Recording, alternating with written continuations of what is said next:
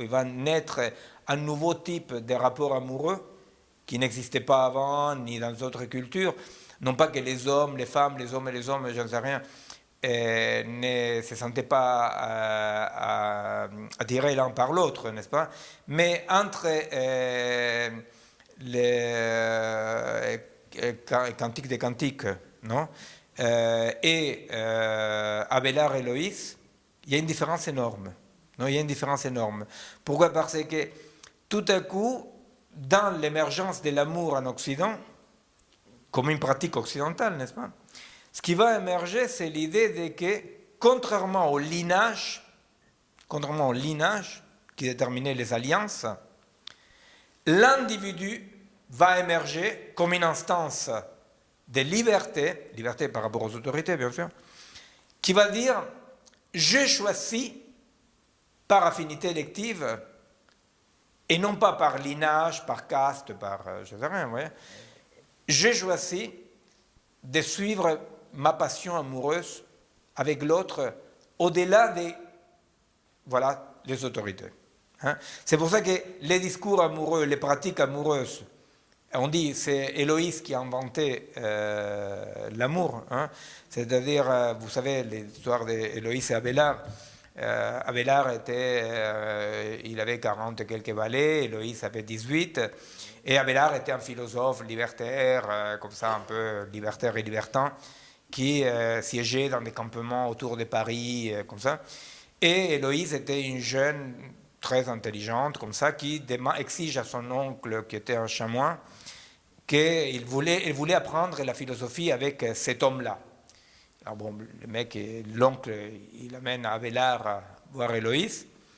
Alors, il tombe amoureux. Alors, effectivement, il est peu question de philosophie, mais beaucoup de pratiques amoureuses.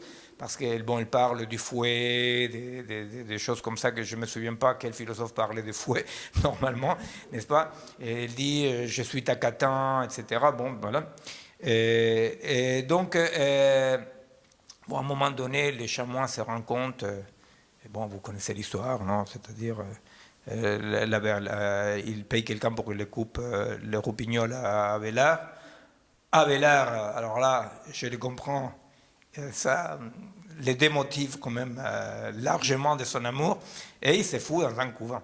Et Héloïse, elle aussi va en couvent, et elle écrit les lettres d'Héloïse à Abélard, qui sont l'invention de l'amour en Occident, dans lesquelles il le dit: j'aimais nos entrants amoureux, mais l'amour, ce n'est pas ça. J'aimais faire de la philosophie avec vous, mais l'amour, ce n'est pas ça. J'aimais... donc, elle décline un tas de choses, et à chaque fois, elle dit, mais l'amour, ce n'est pas ça. N'est-ce pas? Et elle ne définit jamais en positif qu'est-ce que c'est l'amour. L'amour, va dire, c'est la possibilité de tenir à l'autre dans un permanent, ce n'est pas ça. Vous voyez? C'est-à-dire, c'est contrairement à mon ami Robert, qu'il a offert à sa femme une bague, et depuis il la tape dessus, il lui dit, mais tu sais bien que je t'aime, je vais t'offrir une bague, vous voyez. Alors donc, c'est l'idée qu'il n'y a aucune preuve, il n'y a aucun état amoureux, il n'y a que des preuves d'amour. Mais aucune preuve d'amour est l'amour. Parallèlement à ça, l'Église catholique, ça réveille, elle dit, qu'est-ce que c'est ces bordels-là? Ils sont en train de se marier au-delà des autorités. Et qu'est-ce qu'il fait l'Église catholique? Il invente le mariage. Il invente le troisième sacrement. Jusque-là, les goïs naissaient et mouraient. C'était 2 sacrements. Et à partir de là, il apparaît un troisième sacrement, que c'est le mariage. Vous voyez? C'est-à-dire que l'Église catholique, comme mon compatriote Francisco, non? Il a toujours su rattraper l'histoire, non? Pour l'ordonner. Et alors donc, quand ils ont vu que tous ces cons étaient en train de s'unir comme des bêtes, c'est comme ça qu'ils disent l'Église, il dit, c'est trop tard pour revenir en arrière, on n'a qu'à coloniser la nouvelle pratique. N'est-ce pas? Il invente le mariage. Et c'est quand même un point important parce que l'Église catholique va tenter d'entrer dans l'humanisme difficilement, hein, et pas pour rien, parallèlement, va voir la scission protestante, parce qu'il y aura donc une église chrétienne qui va aller plus vite que le Vatican pour entrer dans l'humanisme.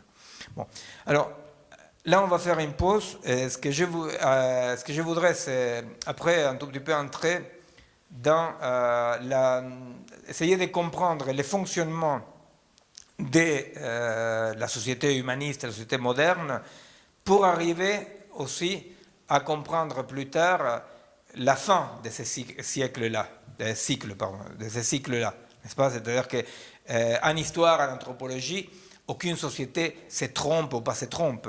Ce sont des organismes vivants qui développent une puissance et qui arrivent à un point d'épuisement. La seule chose qu'on doit garder en tête, c'est que des 4 modes d'existence de l'homme, de la nature, etc., de culture, si on veut, le seul qui naît avec une puissance incroyable, qui modifie absolument la planète, c'est ce qu'on va voir avec l'Anthropocène, c'est le naturalisme, mais à la fois c'est le seul qui connaît un début, un développement et une fin. Les autres modes culturels, animisme, analogisme, totémisme, connaissent une permanence dans laquelle il est presque impossible de fixer historiquement l'émergence de ces modes-là, et évidemment, ils ne sont pas disparus. Donc, ce qu'on appelle l'Occident, l'époque de l'homme, comme on veut l'appeler, a cette particularité, c'est qu'il naît à un moment donné, on peut dater les points de sa naissance, il devient monde parce qu'il colonise les mondes, il transforme la planète dans sa matérialité, et il disparaît. Nous sommes les contemporains de cette disparition. Bon, on va continuer après la pause. On fait 15 minutes de pause.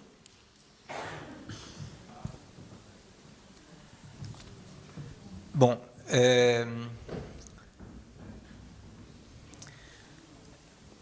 Pour continuer là, on s'était arrêté.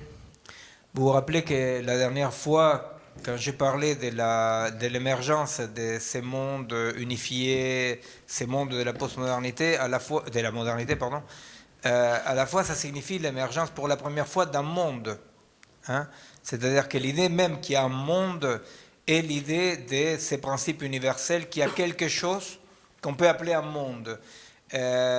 Jusqu'à l'émergence et la domination de l'Occident sur la planète, il n'existait pas cette idée qu'il y a un monde unifié, vous voyez, c'est-à-dire que c'est quand même les principes même d'un universel et les principes propres de la modernité, dans lesquels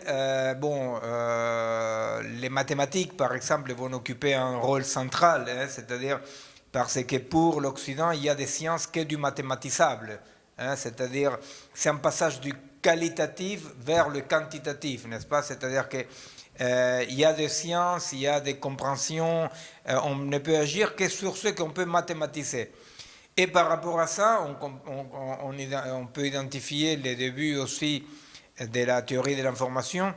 Quand Galilée, par exemple, il va avancer son hypothèse centrale qui est l'univers, il est écrit en langage mathématique. N'est-ce pas? C'est-à-dire, c'est cette idée que, effectivement, le monde, l'univers, il est écrit en langage, d'abord qu'il est écrit, donc ce n'est pas un chaos, et qu'il est écrit dans un langage qui est le langage mathématique. Et bon, plus tard, quelques décennies plus tard, Kepler, non, l'astronome Kepler, il va dire la différence entre Dieu et les hommes, c'est que Dieu connaît depuis toute l'éternité tous les théorèmes. Et les hommes ne connaissent pas tous encore. Vous voyez? Pas tous encore, ça veut dire ça. Ça veut dire que la modernité est une temporalité. Vous voyez? C'est-à-dire que la modernité est une vision d'un temps qui s'accomplit en devenir. Donc, l'idée explicite dans ce que dit Kepler, hein, c'est celle qu'aujourd'hui la postmodernité essaye de donner un coup d'accélérateur et arriver. C'est l'idée de que l'homme ne connaissant pas encore tout, pas encore, la promesse lui est faite téléologiquement, la promesse lui est faite par lui-même, il est son messie, son prophète, l'homme occidental, la promesse lui est faite de connaître un jour tous les théorèmes. et qui connaît tous les théorèmes, comme l'univers est écrit en langage mathématique, il devient maître et possesseur de la nature. Vous aurez reconnu là la phrase de Descartes dans le discours de la méthode, de devenir maître et possesseur de la nature. Hein, c'est-à-dire l'homme a comme fonction de devenir maître et possesseur. Dans cet effort de unification, de légibilité du monde, que le monde devienne légible, maîtrisable, la dernière fois j'avais cité comme ça un exemple parmi d'autres, qui est l'unification par exemple des poids et des mesures. Hein, c'est-à-dire comment c'était très très long, c'est-à-dire ce n'est qu'à principe de 1900 que l'Occident a réussi à créer un kilo qui soit un kilo, un mètre qui soit un mètre, une heure qui soit une heure, et des fuseaux horaires. Vous voyez, c'est-à-dire que quand on dit que l'Occident a construit un monde, il faut bien voir l'accent mis sur un monde, non? C'est que ce monde-là, il est façonné, travaillé, sculpté par l'Occident jusqu'à essayer de les construire, n'est-ce pas? Parce qu'avant, les hommes et les femmes et les différentes tribus et cultures vivaient chacune dans des univers absolument différents. Hein, c'est dans des univers absolument différents. Je vous avais fait référence rapidement, une fois en parlant avec un oncle, ça s'appelle, non, le chef Mapuche, j'étais en train de parler avec un oncle dans la Patagonie de l'Argentine, et à un moment donné, moi, je lui dis, oui, mais toi, vous savez, ce sont des rencontres qui se faisaient dans le cadre de ce qu'on appelle en France l'altermondialisme, enfin, voilà. Et alors donc, on s'était retrouvés à 10 personnes et on discutait, on palabre, non? On palabre pendant des jours et des jours, vous voyez. Et alors, à un moment donné, je lui dis, oui, mais toi, Guillermo, par rapport à ce qui se passe aujourd'hui, les désastres écologiques, par rapport à le monde, ce qui se passe dans le monde, quelle est votre position, non? C'est-à-dire, parce qu'eux, ils avaient une vision par rapport à l'unification et l'articulation des nations indiennes, etc. Et il dit, mais comme ça, du tac au tac, il dit, non mais ça c'est la destruction de leur monde. Notre monde, ils l'ont détruit déjà depuis 5 siècles. Alors maintenant, qu'est-ce qui arrive à leur monde, ce n'est pas notre problème. Vous voyez? Et c'était quand même étonnant, hein, parce que c'était vraiment, il parlait depuis un vécu très très profond. C'était un vécu très très profond que les mondes des Blancs avaient détruit leur monde. Et que la bonne nouvelle, c'était que les mondes indiens n'avaient pas été absolument détruits et qu'il est en train de renaître, de se restructurer, etc. Mais, vous voyez, c'est-à-dire cette idée de que c'est ton monde. Il a eu la politesse de ne pas me dire ton monde, mais il a dit le monde des Blancs, effectivement, est en train de se détruire. Ils ont détruit notre monde. Bon, cette idée, vous voyez, de que la postmodernité est la fin de quoi? De quelque chose que la modernité a construit, qui est l'idée d'un socle commun. Hein? D'un socle commun. Alors, il y a des cultures qui ne sont jamais entrées dans la modernité, comme les cultures mapuche et tant d'autres cultures, ne sont jamais rentrées dans la modernité. Il y a des cultures qui reviennent maintenant avec la postmodernité, par exemple. Non? Alors, c'est le même type de discours qu'on peut entendre ici, en France, quand on parle, par exemple, avec des gens, des musulmans, par exemple, très radicalisés.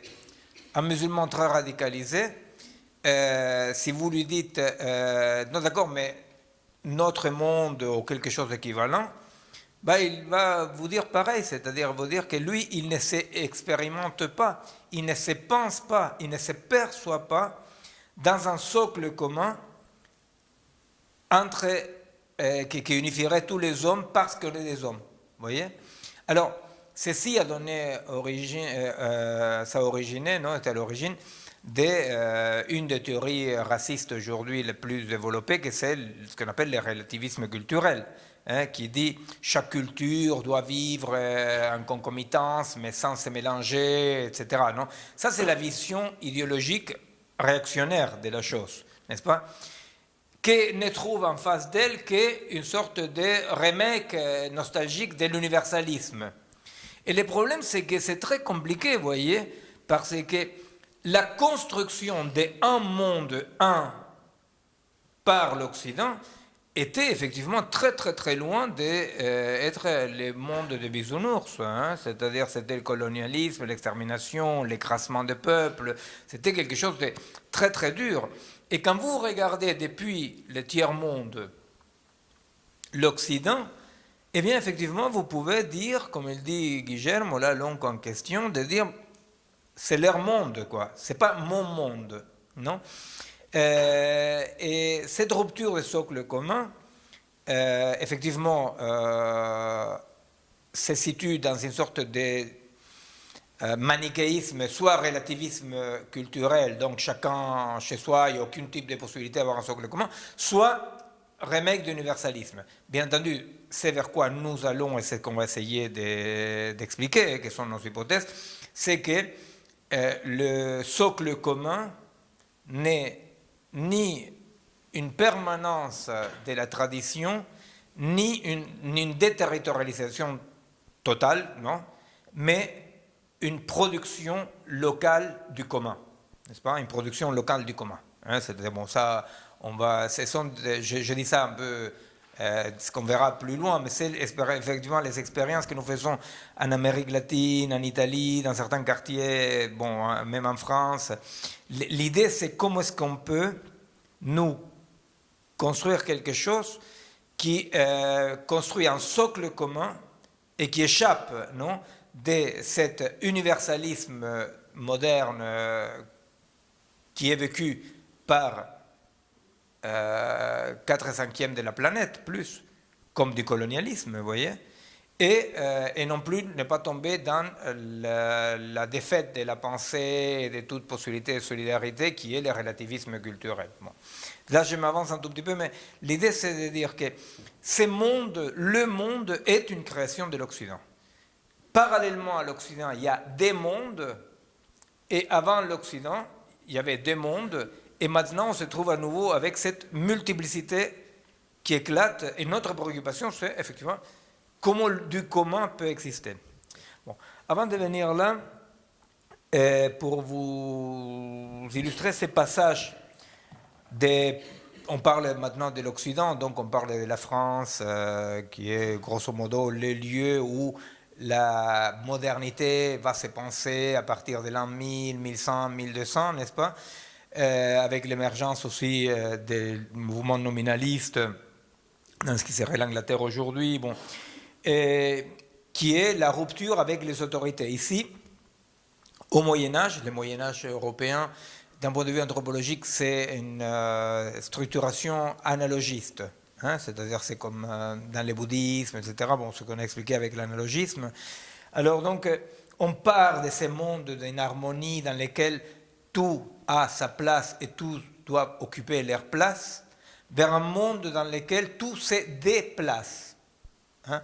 Alors pour vous donner quelques exemples de ça, ce sont des exemples que j'avais cités un tout petit peu, mais que bon, là, ça prend sa place, justement. Par exemple, pour l'homme du Moyen-Âge, pour l'homme classique, ce que je suis, soit je le suis par essence depuis toujours, au-delà de toute apparence, soit je ne le suis pas. Hein? Alors, le roi Arthur, c'est un petit mec tout frêle, je ne sais pas quoi, qu'à un moment donné, il trouve Excalibur, vous savez, l'épée. Je ne me souviens pas si c'est dans une pierre ou dans une pierre, voilà. Parce que j'étais très jeune à l'époque. Et alors, il trouve l'Excalibur dans une pierre. Alors, pourquoi est-ce que le roi Arthur, il peut retirer Excalibur sans aucun effort d'une seule main? Non pas parce qu'ils avaient fait des biscottos tous les matins en train de faire des poids. Au contraire, parce que depuis l'éternité, vous voyez, il y avait eu... Il est où ton crayon? Merci. il y a une faille qui fait que le roi Arthur s'éloigne de l'harmonie. Il y a une rupture, ça s'éloigne de l'harmonie. Vous voyez, il n'occupe pas la place qu'il doit occuper. Et quand il trouve Excalibur, ce qui se passe, c'est que l'harmonie se refait. Dans la pensée aristocratique ou dans la pensée classique, tout ce qui est fait grâce à un effort personnel est méprisable. Vous voyez? C'est-à-dire que si le roi Arthur était un costaud qui a fait des muscles tous les matins et qui arrive et bram, arrache Excalibur parce qu'il est costaud, c'est négligeable. Vous voyez? Quelqu'un qui est peintre n'est pas peintre parce que pendant 20 ans a pris la peinture. Quelqu'un qui est peintre doit être peintre naturellement. Vous voyez? C'est-à-dire que dans les mondes classiques, je suis dans un monde de déploiement des essences. Hein? Ainsi, par exemple, c'est un tout petit peu l'idée d'obéir à un destin. Hein? Obéir à un destin. Hein? C'est-à-dire, l'oiseau migrateur, il est migrateur par essence, et après, il doit migrer. Vous voyez, c'est-à-dire que ça ne veut pas dire que les gens ne doivent rien faire, au contraire, ils passent leur temps à guerroyer, à faire des choses, à peindre, à s'aimer, bon, tout ce que vous voulez. Mais l'acte, dans les cultures d'éternel retour, pour dire comme ça, bon, là on est en train de parler de cultures analogistes, bon, dans la, disons, culture classique, dans les cultures classiques, l'acte n'est né dans aucun cas d'une liberté qui nous met au travail pour l'accomplir. L'acte est simplement la mise en accord avec une essence. Vous voyez? C'est-à-dire que l'oiseau migrateur, il est migrateur. Par essence, il est migrateur. Là, je ne parle pas en termes génétiques, je parle en termes non moyenâgeux. Il est migrateur. D'accord.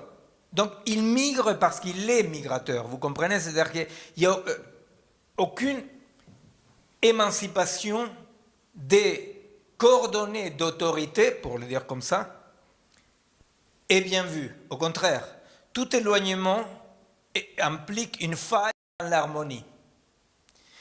Dans l'homme de la modernité, il va se construire absolument, comme vous pouvez le voir, en opposition symétrique avec ça.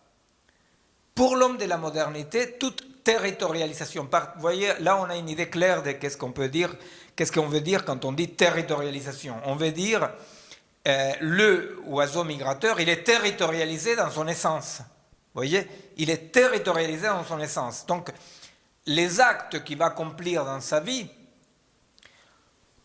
ont à voir avec il se déterritorialise pour retourner au territoire. Vous comprenez? Il y a un geste de déterritorialisation pour se reterritorialiser. Le roi Arthur, il est déterritorialisé, c'est ce qui le fait sa singularité, c'est ce qui fait qu'il passe à l'histoire, il se déterritorialise pour revenir au territoire. Vous voyez, c'est-à-dire qu'il y a quelque chose d'un boucle comme ça qui revient. L'homme de la modernité, absolument pas. L'homme de la modernité, il se prétend une surface le plus lisse possible, que, comme dit le tout petit texte que j'ai lu de Descartes, essaye d'écraser tout ce qui vient de la biologie, de la géographie, de la longue durée, de la folie, du vieillissement, vous voyez, de la maladie. Il essaye de se débarrasser de tout ce qui vient du côté des enracinement, de la territorialisation, des affinités électives, ou pour le dire dans des mots un peu plus neutres, de tropisme. Hein? Tous les tropismes qui pourraient émerger ici sont mal vus. Alors, pour l'homme de la modernité, si je suis peintre, au contraire, vous voyez, les récits, c'est fantastique parce que les récits, il est d'une esthétique symétriquement opposée. L'homme de l'âge classique, il va dire « je peins puisque je suis peintre ». N'est-ce pas?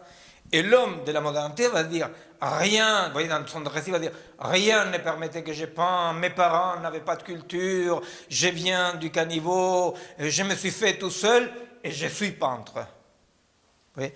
Ces deux esthétiques sont absolument opposées parce que dire ça dans l'âge classique, ça veut dire donc tu n'es qu'un simulateur, et dire je suis peintre de naissance, même si je ne peins pas, par exemple, dans la modernité, ne veut rien dire. Vous voyez? C'est-à-dire que c'est la consigne de la modernité, c'est peu importe d'où tu viens, peu importe qui tu es, ce qui importe, c'est qu'à partir d'un lieu zéro, vous voyez, on va dire un lieu zéro, tu deviens ce que toi, tu as décidé de devenir. C'est qui toi? C'est ça que je voudrais que ce soit un tout petit peu compréhensible. Le toi auquel on fait référence, c'est cette image construite historiquement, culturellement, qu'on appelle l'homme, vous voyez, et qui est, lui, débarrassé de toute territorialité. Vous comprenez? C'est-à-dire que je m'adresse, quand je dis « je te parle à toi », là, je parle de l'homme, de la rationalité cartésienne, kantienne, vous voyez, de l'homme de la modernité. Je parle à cet homme-là qui, pour être ici, il est débarrassé de toute racine, hein, de toute corporéité, de toute limitation. Vous voyez un tout petit peu, ou pas, en tous les cas, comment la postmodernité porte bien son nom de postmodernité et non pas d'une nouvelle époque, parce que la postmodernité, à travers la technique, nous offre de finalement construire ça. Vous voyez, nous éloigner de toute territorialisation. Alors, bon, cet homme-là, cet homme de la modernité, il va se penser, vous savez, c'est l'exemple d'un nominaliste français, Bourridan, Jean de Bourridan, qui est un nominaliste. Les nominalistes, ils disent, il n'existe, c'est ceux qui se bagarrent philosophiquement contre tout principe d'autorité qui inclut, contre toute universalité qui inclut. Il va dire la seule chose qui existe sont des individus. Hein, des individus, bon. Alors, Jean de Bourridan, pour expliquer cette émancipation, il va dire, vous connaissez l'âne de Bourridan ou pas? Non? Bon, alors maintenant il me fait des scènes. L'âne de Bourridan, entrez. Là, il y a un âne qui rentre. Alors, l'âne de Bourridan, il est là. Il est content. C'est un âne transgénique. Hein. Alors, l'âne de Bourridan, moi je suis peintre, même si je ne suis pas peintre, parce que je suis un homme classique, alors malgré les apparences, je suis peintre. Et l'âne de Bourridan, c'est un âne que Bourridan dit, si je mets un âne en équidistance, non, à la même distance, D1 et D2 égale, non? Il y a la même, l'âne, il est au milieu, entre, il y a plusieurs versions, hein, c'est-à-dire l'eau et le foin, ou les foins et les foins. Moi, je préfère les foins et les foins parce que c'est plus équidistant. Et alors donc, je mets un âne, dit Bourridan. Là, le Bourridan en question, il précède la pensée cartésienne de que dans la nature, il n'y a que des mécanismes inanimés, hein, ou des processus mécaniques. Pour ça. Je fous l'âne là au milieu de deux meules de foin et il a très faim, l'âne. Mais le problème, c'est qu'il est équidistant, vous voyez. Alors, regarde, c'est un tout petit peu comme, voilà, avant les élections, vous voyez, c'est-à-dire vous regardez l'âne, les foins de gauche, les foins de droite, et vous, comme un âne, vous ne savez pas quel foin bouffer. Et alors, il dit, et alors, c'est tellement un problème que il va mourir de faim. Vous comprenez? C'est-à-dire que Bourridan, il dit, si vraiment je les mets juste pile au milieu, il va mourir de faim parce qu'il ne pourra pas choisir. Alors, les dispositifs de Buridan, contrairement à d'être une bêtise, c'est quand même très intelligent. Parce que le Buridan, il s'est dit, comment est-ce que je peux faire pour construire un dispositif qui explique qu'il y a un fonctionnement au-delà de la matérialité? Vous voyez, que c'est la préoccupation de la modernité. Au-delà de la matérialité, je bouffe, mais bon, finalement, c'est un rituel. Au-delà de la matérialité, je danse. Bon, voilà. Au-delà de la matérialité. Comment est-ce que je peux construire un dispositif qui soit au-delà de la matérialité? Puisque tout est matérialité. Il dit, bon, mais je crée une équidistance qui a comme fonction d'éliminer la matérialité. Vous comprenez? Parce que la force vers là et la force vers là étant égales, elles s'éliminent. N'est-ce pas? Ça, c'est le dispositif, non? Alors, il dit, à la différence de l'âne, l'homme, quand il peut éliminer sa matérialité, c'est-à-dire il se met entre deux meules de foin, il met un homme entre deux meules de foin, il dit, l'homme mis entre deux meules de foin, par une instance X, que c'est ça qu'on appelle l'homme, il va choisir librement d'aller bouffer les foins de gauche ou les foins de droite. Vous comprenez? C'est-à-dire que l'homme, c'est cette instance-là qui arrive à être débarrassée de sa matérialité. C'est ça les textes de Descartes que je vous ai lus, les petits passages. Hein? C'est-à-dire que quand je suis malade, quand je suis un enfant, quand je dors, quand je vieillis, je deviens un peu comme l'âne. Vous voyez, je suis pris par la matérialité. Quand je suis en bonne santé, un homme masculin, occidental, blanc, etc., je peux arriver à ces points-là. Quand je suis à ces points-là, je peux décider. N'est-ce pas? Je peux décider. Ce modèle-là est un modèle très important parce que vous voyez que ces modèles-là, c'est quand même ni plus ni moins que les modèles qui gardent la postmodernité, hein, c'est-à-dire la postmodernité qui veut que l'homme augmenté, c'est l'homme à la fois qui arrive à maîtriser et dominer l'âne, hein, qui arrive à maîtriser la matérialité. J'ai des textes là qu'on ne pourra pas lire, on n'aura pas le temps, des textes de Le Corbusier qui parlent justement de que la ville moderne est une ville sans courbe, est une ville de la ligne droite, parce que la courbe, dit Le Corbusier, est le chemin des ânes et des femmes. Voilà. Alors, dans la modernité, cette position de que l'homme vraiment plus proche, disons, de l'accomplissement, est quelque chose qui ne doit pas se voir. Il y a une esthétique dans la modernité de non-excès. Hein, autant dans l'âge classique, c'est l'excès, n'est-ce pas, l'excès, la démesure. Dans la modernité, on va passer à une norme qui est une norme de non-excès. Alors, comment nous pouvons présenter le fonctionnement de la norme dans la modernité?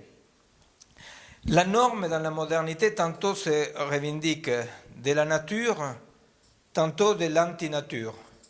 Alors, pourquoi? Parce que tantôt on va dire c'est normal, c'est ce qui s'approche de la nature. Non, alors on va dire, je sais pas, c'est normal qu'un homme désire une femme, on va dire. Vous voyez?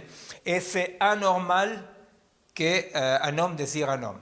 Bon, maintenant, ça ne se dit plus, mais bon, ça se disait jusqu'il y a quelques années, bon, ça se dit ailleurs. Donc, vous voyez, c'est-à-dire qu'on va identifier, tantôt on identifie la nature avec la norme. Et tantôt, l'Occident va faire tout le contraire. Il va déterminer que la nature, c'est ce qui s'oppose à la norme, c'est ce qui s'oppose à la nature. Vous voyez? Alors, il va dire, les pratiques homosexuelles sont des pratiques d'animalisation, vous voyez?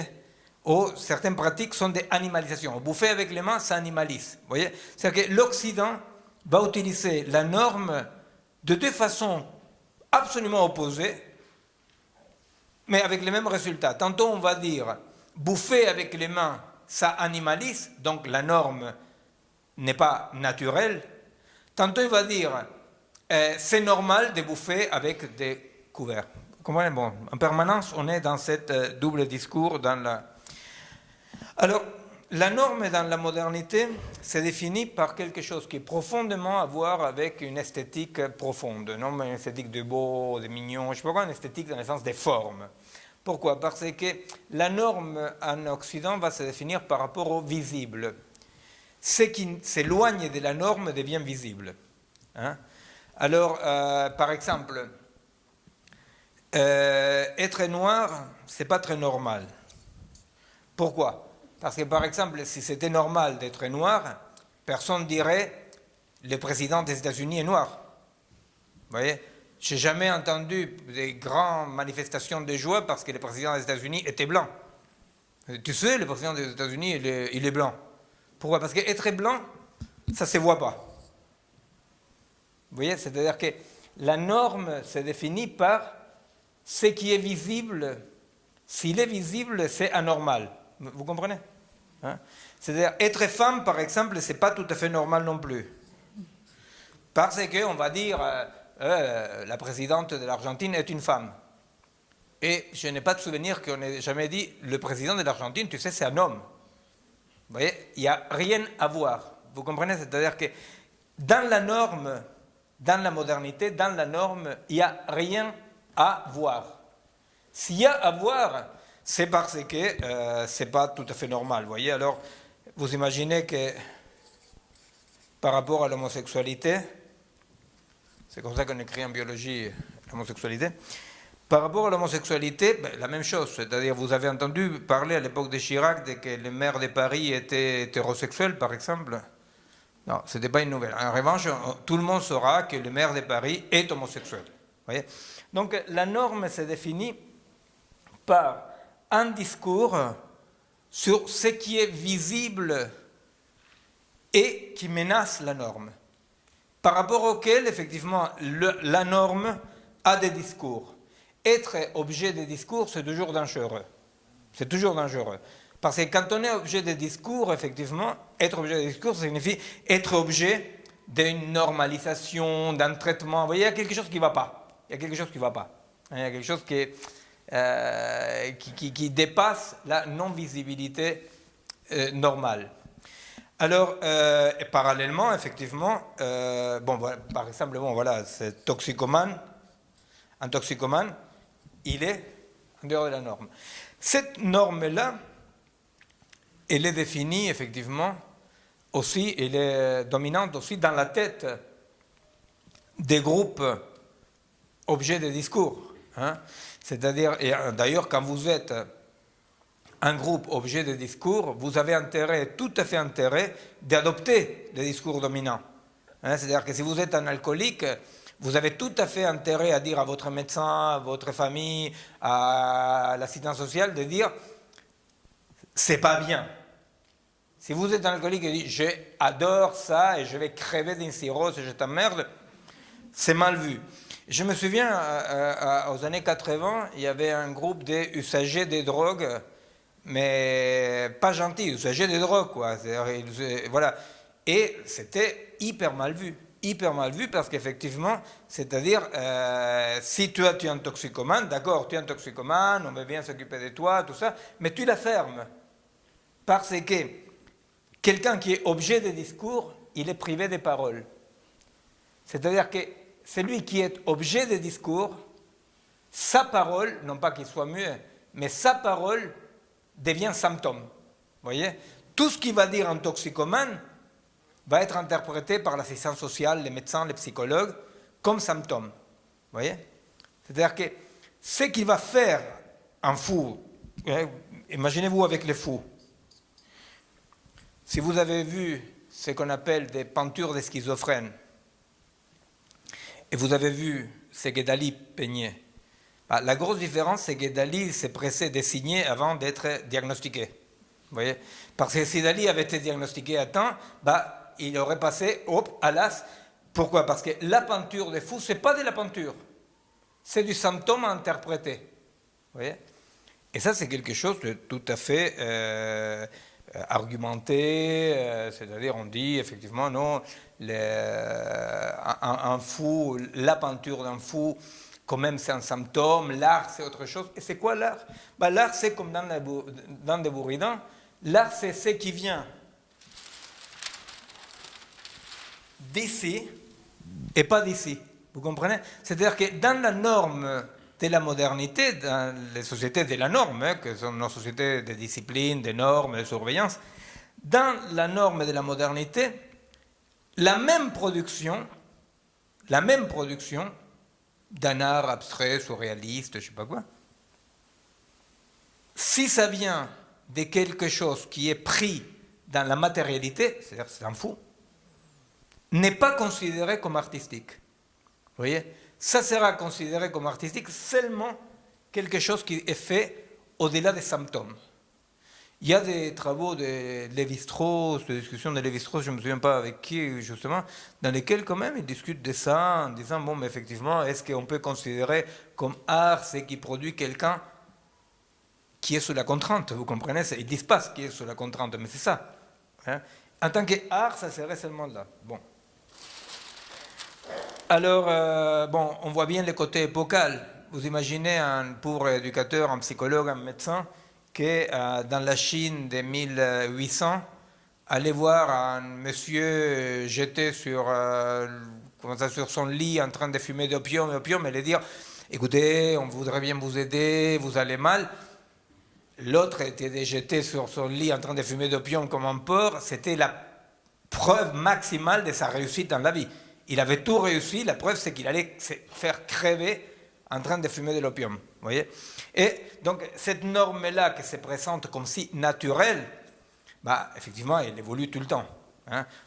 C'est très difficile pour les plus jeunes d'imaginer qu'il y a 30 ans, il y avait de la neurochirurgie en Allemagne occidentale, parce qu'il y avait 2 Allemagnes à l'époque, pour guérir l'homosexualité. Vous voyez? Et qu'effectivement Freud a considéré l'homosexualité comme une perversion, donc il fallait guérir, et que les psychanalystes, ils ont fait gloup, ils ont commencé à avaler le morceau, sans rien dire, et l'homosexualité a passé du manuel de pathologie à un mode de sexualité rapidement dit, parce qu'ils ne sont toujours pas trop au clair là-dessus. Vous voyez? Pourquoi? Parce que ça, c'est un univers en permanent bougeant. Alors, comment bouge cet univers-là? Cet univers-là, il bouge de différentes formes, mais la forme, disons, la plus claire, c'est quand ceux qui sont objets des discours sont objets d'un savoir. C'est là où il y a la formule qui fait Foucault, pouvoir savoir. Hein? Pourquoi? Non pas parce que les savoirs donnent un pouvoir, c'est pas ce qu'il dit Foucault. Foucault, il dit clairement, non pas que les pouvoirs donnent un savoir, etc., ou que le savoir donne un pouvoir. Ce qu'il dit Foucault, c'est que chaque pouvoir, là c'est un rapport de pouvoir, n'est-ce pas? Ça c'est un rapport de pouvoir. La norme par rapport à un groupe, c'est un rapport de pouvoir. Ouais. Chaque rapport de pouvoir est légitimé dans la modernité, par un savoir qui le justifie. Vous voyez? C'est-à-dire que quand je crée un groupe, quand j'identifie un groupe, les femmes, quand j'identifie un groupe éloigné de la norme, de toute façon, si je l'identifie, c'est parce qu'il est éloigné de la norme, non? Ce rapport de pouvoir va produire les savoirs qui les légitiment. Vous voyez? Donc, une société patriarcale, une société machiste, va produire des savoirs sur les femmes qui justifient son pouvoir. Vous voyez? Et effectivement, il y a un aller-retour dans lequel les femmes seront formatées par ces pouvoirs et ces savoirs-là en identification, et donc le groupe en question offre un miroir rassurant à la norme, en disant oui, c'est vraiment comme ça. C'est un tout petit peu, bon, on n'est né femme, on n'est né pas femme, on le devient. C'est-à-dire, c'est devenir groupe exclu qui renvoie à la norme une assurance. Je suis comme ça. Alors, il suffit de voir en médecine, jusqu'il y a très très peu de temps, tous les écrits en neurologie, bon, pas qu'en neurologie, non mais bon, en neurologie surtout, sur la différence homme-femme. Hein. Pourquoi? Parce qu'effectivement, c'est-à-dire le pouvoir qui structure ces rapports-là va trouver dans la constitution de son objet les signes qui le rassurent. Vous comprenez ça? C'est-à-dire que je crée un objet, mais cet objet-là n'existe pas en soi. Vous voyez? C'est-à-dire, personne est femme, point. Vous voyez? Personne est femme, point. Comme cet objet-là, il est culturellement construit, il n'y a rien d'étonnant que cet objet-là possède des caractéristiques qui confirment les savoirs qui les construit. Vous comprenez ça, non? C'est-à-dire, c'est comme dire le noir. Alors, elle dit les noirs sont comme ci et comme ça. Bah, effectivement, c'est-à-dire, si quelqu'un n'est que noir, comme personne n'est que noir, bah, effectivement, ces noirs-là qui ne correspondent pas à un noir concret, bah, ces noirs-là, comme objet d'étude créé, bien entendu, confirment les hypothèses. Hein? Alors, quel est le mécanisme à travers lequel la modernité va créer cette constellation du normal, du pathologique, du normal anormal, etc. C'est un mécanisme qu'on pourrait appeler en linguistique de métonymie. Ça veut dire quoi la métonymie? La métonymie, ça veut dire le mécanisme à travers lequel je prends une partie d'un ensemble et cette partie-là de l'ensemble a fonction du tout. Vous voyez? C'est comme quand quelqu'un dit « je vais boire un verre ». Bah, sauf un psychotique, personne ne pense qu'il est en train de boire un verre. Ou quand on dit je vois les voiles dans l'horizon. Personne ne pense que des voiles toutes seules se baladent dans l'horizon. On imagine qu'il y a un bateau au-dessous. N'est-ce pas? Bon. La métonymie culturelle, normative, fait un pas de plus. Il prend un élément de l'ensemble normalisé, c'est un processus de normalisation, n'est-ce pas? Je prends un trait de l'ensemble normalisé et j'élimine le reste. Vous comprenez? C'est-à-dire que je vais prendre la couleur noire, mais ce n'est plus une métonymie comme en linguistique. En prenant la couleur noire, j'élimine toute la complexité restante. C'est-à-dire que je déterritorialise un élément qui prend la place du tout. Et j'ai construit des savoirs sur ce qui est devenu, pour le nommer clairement, une étiquette. Vous voyez? C'est-à-dire que l'étiquette prend la place de l'ensemble complexe, et après, effectivement, une fois que j'ai l'étiquette, je connais tout de l'autre. Mais je ne peux pas ne pas connaître tout de l'autre, puisque sous l'étiquette, personne. Vous voyez? Parce que dans la modernité, contrairement à l'âge classique, dans l'âge classique, effectivement, l'essence était différente que l'apparence. Le roi Arthur semblait être une petite chose de rien du tout, mais son essence, donc son apparence, c'était n'importe quoi, mais son essence était un roi. Dans la modernité, essence et apparence seront unifiées par ce qu'on va appeler le rôle ou l'étiquette. Vous voyez? Dans la modernité, il n'y a pas de poète maudit qui est poète mais n'écrit pas. Il n'y a pas, vous voyez, c'est-à-dire l'élément choisi et extrait de l'ensemble écrase l'ensemble. C'est pourquoi, effectivement, quand j'ai dit tel patient est schizophrène, les diagnostics éliminent les patients. Vous voyez? Moi, je viens de la tradition de l'antipsychiatrie, la psychiatrie alternative, etc. Et nous, et y compris jusqu'à aujourd'hui, on ne fait pas de diagnostics. C'est-à-dire, on refuse de faire des diagnostics. Non pas parce qu'on ne voit pas des comportements, c'est-à-dire on peut voir des comportements comme ci, comme ça, et on travaille par rapport à ces comportements-là. Mais on refuse de faire des diagnostics parce que les diagnostics consistent à avoir un savoir complet, consistant, total, sur un ensemble qu'on évacue. Vous voyez, c'est-à-dire que l'ensemble est évacué. Ouais, c'est un tout petit peu, vous voyez, quand on dit tous les Chinois se ressemblent, tous les Noirs se ressemblent, Alors, il faut le regarder de près parce que tous les noirs se ressemblent.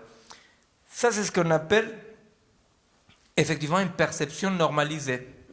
C'est-à-dire que la norme sociale et culturelle, va sculpter, façonner notre mécanisme de perception pour percevoir seulement l'élément saillant et oublier le reste. Vous voyez, j'identifie l'élément saillant.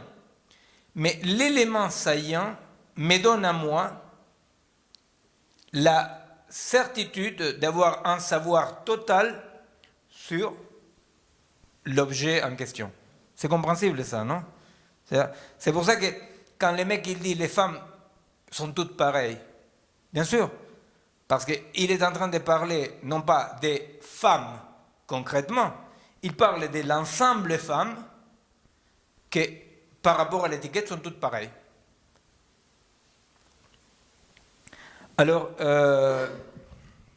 par rapport à ça, effectivement, les changements sociaux, comment s'opèrent dans la modernité, n'est-ce pas? Maintenant, c'est absolument autre chose, parce que là, on est dans les socles universels, hein, c'est-à-dire là, on est dans des sociétés qui fonctionnent à socle universel. Il y a un mode d'être par rapport auquel les autres se manifestent comme pathologie, comme je ne sais pas quoi. Bon. Et c'est ce qui fait dire à Deleuze et Guattari, quand ils écrivent « La majorité, c'est personne, et la minorité, tout le monde ». Vous comprenez? Parce qu'au fait, ça qui est l'axe majoritaire n'est pas quantitatif majoritaire. Au contraire, la majorité, c'est personne. Et la minorité, ou les minorités, sont tout le monde. Pourquoi? Parce que, mettons par exemple ici, un homme blanc de 40 ans, instruit, qui gagne de l'argent et qui a des érections régulières, grosso modo. Il y a une voiture, voilà. Et alors, il est presque là, mais il n'est pas là. Il n'est pas là.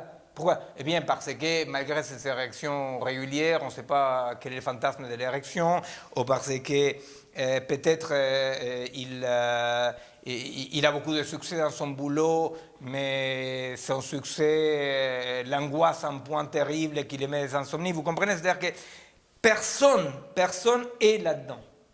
Moi, je me souviens un jour que je suis allé à la Salpêtrière pour récupérer un jeune qui... Voilà, son étiquette était schizophrène, était absolument barjot. Ça sont des concepts que l'on bouge, non? Barjot, fou, des trucs comme ça c'est mignon, mais bon. Il était tout à fait barjot en tous les cas. Et systématiquement, quand il venait en consultation, il finissait n'importe où. Alors les flics le ramassaient, boum, il l'amenaient à la Salpêtrière parce qu'il était. Voilà. Et moi, on m'appelait à la Salpêtrière, Miguel, il y a encore Jean-Christophe là. Bon, d'accord. Et alors ils en avaient marre, parce qu'ils disaient, bon, il faut quand même l'hospitaliser. Et je disais, non, je ne vois pas pourquoi. Et il faut les médiquer. Non, je disais, non. Mais tu ne vois pas qu'il se perd? Oui, il se perd, mais bon, voilà, tu vois, il n'y a pas de médicaments contre la perte. Il n'y avait pas les GPS à l'époque. Et alors, un jour, le chef de service me dit, bon, Miguel, maintenant tu viens et tu expliques à l'équipe qui a marre d'avoir de temps en temps Jean-Christophe ici en séjour et que toi tu dis il ne faut pas les médiquer, il faut les faire sortir, etc. On a marre de ça. Donc tu viens expliquer à l'équipe qu'est-ce que tu t'attends de Jean-Christophe. Alors le jeune chef de clinique commence comme ça très agressif la réunion, il dit bon Miguel, mais toi tu penses quoi? Que Jean-Christophe il peut aller jusqu'où? Jusqu'à être polytechnicien? Et là il a commis un geste transgressif. Parce que dans la modernité, on ne peut pas nommer la norme, vous voyez? Alors lui, il avait nommé la norme. Alors lui, le bourg, il n'était qu'un tout petit psychiatron. Donc par rapport à la norme, il était loin, il n'était pas polytechnicien, vous voyez? Il ne savait pas faire un racine carrée. Donc, vous voyez, par rapport au fonctionnement normatif de la modernité, lui, il avait commis une transgression, vous voyez? C'est-à-dire parce qu'il avait dit, l'homme normal est un polytechnicien. Dans la modernité, non. Dans la modernité, on ne peut que nommer les déviations qui sont visibles parce que la norme est vide et c'est personne. Alors, comment ça bouge? Effectivement, comment ça bouge? En 2 minutes, je vous dis comment ça bouge. Ça bouge tout bêtement par quelque chose qui a à voir avec ce que nous faisons à la fois ici, tout bêtement. C'est quand un groupe identifié et étiqueté commence à se démultiplier, c'est-à-dire commence à exister au-dessous de l'étiquette. Non? Et quand ces groupes-là commencent à avoir des discours sur la norme, vous voyez? Alors, il y a 2 choses qui sont fondamentales pour que ça bouge. La première chose, peut-être étonnamment, parce qu'on n'y pense pas, c'est l'esthétique. Ces groupes-là, qui est étiqueté comme esthétiquement défectueux, hein, c'est-à-dire on n'est pas comme on doit être. Hein. Pensez quand même aux écrits de Freud, hein, c'est-à-dire sur le pénis-nid, la femme comme manquante, etc. C'est-à-dire qu'il y a une esthétique de comment on ne doit pas être. Et en noir, il n'y a rien à faire. Un noir n'est pas comme il faut être. Normalement, on est blanc. Et alors donc, quand tout à coup, quels sont les 2 points de changement, de déplacement de la norme? Le premier point est toujours esthétique. Rappelez-vous, si vous ne vous rappelez pas parce que vous êtes trop jeune, les Black Panthers et les Black Power, qu'est-ce qu'ils disaient? Quel était le slogan des Black Panthers et Black Power? C'était Black is beautiful. C'est drôle, hein? Vous savez, les Black Panthers, ils sont venus en Argentine, ils ont demandé à l'RP, à l'organisation combattante à laquelle j'appartenais à l'époque de la dictature, ils ont demandé d'être entraînés, quoi. C'est-à-dire que les mecs, ils venaient s'entraîner avec les guerriers roses d'Amérique du Sud. C'était pas, vous voyez, alors on dit Black is beautiful. Vous voyez, on dirait, ah, c'est esthétisant. Non, pas du tout. C'était fondamental pour commencer à se révéler, pour commencer à lutter, pour venir s'entraîner et lutter. Vous voyez, je vous dis, ce n'est pas des trucs subjectifs. Les mecs, ils étaient dans une lutte radicale. Eh bien, pour commencer cette lutte-là, le point de départ était Black is beautiful. C'est-à-dire changer l'esthétique. Vous voyez? Changer l'esthétique. De dire Black is beautiful. C'est-à-dire qu'il y a un point d'esthétique qui va être inversé. Et le deuxième mouvement, c'est le mouvement de commencer, de passer d'être des objets de discours à être sujet de discours. Et la norme devient anormale. Vous voyez? C'est-à-dire que les Black Panthers, qu'est-ce qu'il va faire? Il va commencer à produire des discours sur la société blanche comme une société corrompue, décadente, violente, inhumaine. Vous voyez? C'est-à-dire que, donc, ils changent l'esthétique. Ils disent ce qui est beau, ce qui est esthétiquement harmonieux, c'est le noir. Et là, en plus, on va produire, nous, des savoirs sur les blancs. Ils produisent des savoirs sur les blancs. Vous comprenez? Et pour le mouvement femmes, c'est exactement la même chose. Vous savez que, je ne sais pas si quelqu'un se rappelle ici, il y avait une pratique très très répandue dans les mouvements femmes des débuts des années 60, qui consistait au fait, effectivement, comme la femme n'a pas de sexe, la femme est celle qui n'a pas de sexe, consistait dans les réunions entre copines de s'enlever la petite culotte et se regarder leur sexe avec un miroir. Vous voyez? C'est-à-dire, je regarde que j'ai un sexe. Vous comprenez? Et que ce sexe-là, contrairement au discours masculin de que n'a aucun intérêt, ou que c'est horrible, ou que c'est le signe de la castration, vous voyez, c'est un sexe. Et ça passe par ces regards auto-valorisants. Vous voyez, c'est-à-dire, je suis comme il faut être. Et le discours, donc les changements esthétiques, les pivots esthétiques, et devenir sujet des discours qui critiquent la norme. C'est-à-dire que les Noirs ne demandent pas un extrapontant aux Blancs, ils disent « cette société-là est pourrie », et les femmes ne demandent pas un extrapontant aux hommes. Ils disent « cette société-là est pourrie ». Vous comprenez? C'est-à-dire qu'il y a une inversion dans laquelle les études féministes, les écrits féministes, etc., vont produire un discours qui prend la norme comme objet déviant. Vous voyez, la norme devient objet déviant. Ce qui va rester là, et bon, on va s'arrêter là-dessus. Le premier point, là, disons, particulier sur lequel on va revenir, parce que la prochaine fois, ce que je vais faire, c'est, je vais présenter donc la rupture de la modernité, c'est-à-dire le début de la postmodernité. Ce qui est particulier dans les discours des femmes, qui est différent par rapport au discours des Black Panthers, au discours des homosexuels dans la critique sociale, etc., et que les mouvements féministes est le premier mouvement anti-moderne. On ne peut pas dire postmoderne, mais anti-moderne. Pourquoi? Parce que tous les mouvements de libération revendiquent de façon moderne l'effet de c'est pas notre corps qui définit ce qu'on pense, ce qu'on veut, ce qu'on désire. C'est pas notre corps. Vous voyez? En revanche, les mouvements féministes, il dit, c'est parce que nous sommes femmes que nous menons cette lutte et que nous pensons comme ça.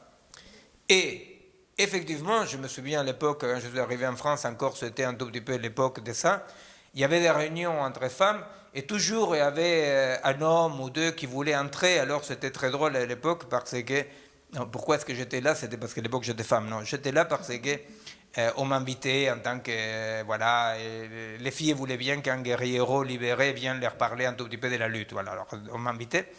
Et je voyais qu'il y avait de temps en temps un homme qui essayait d'entrer. Alors il y avait une sorte d'invariante, ils étaient toujours en salopette rose et avec un bébé dans les bras.